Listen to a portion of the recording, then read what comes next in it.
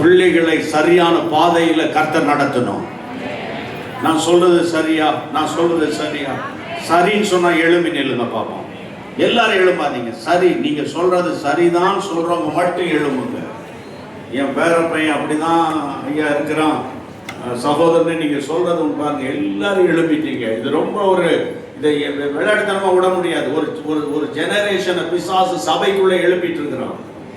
ஒரு காலத்துல கர்த்தருக்காக ஆராதனை இருந்தது, ஒரு காலத்துல கர்த்தருக்காக பிரசங்கங்கள் இருந்தது. ஜெபிக்கணும். கர்த்தரையும் கர்த்தருடைய கிரியைகளை அறியாத ஒரு சந்ததி எழுப்பி இருக்கிறது.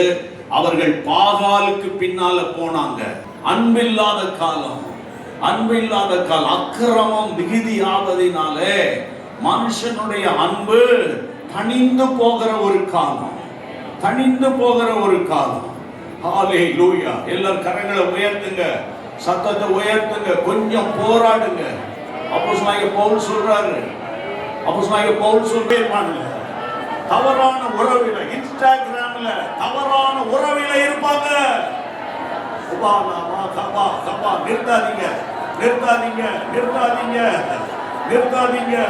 கர்த்தர் உங்களுக்கு கொடுத்த ஒரு பெரிய ஆசீர்வாதம். பிள்ளைகள், பிள்ளைகள். ஆண்டவரே என் மகனை பாருங்கப்பா, எப்ப ஆண்டவரே என் மகளை பாருங்கப்பா, எனக்கு நிம்மதி இல்லாதவரே.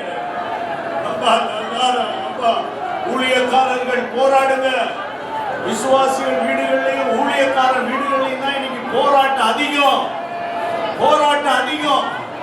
நிறைய லவ் அஃபேர்ஸ், நிறைய தவறான. இந்த காலத்துல நாங்க ஜெபிக்கலன்னா, இந்த காலத்துல நாங்க மௌனமா இருந்துட்டோம்னா, என் பிள்ளைய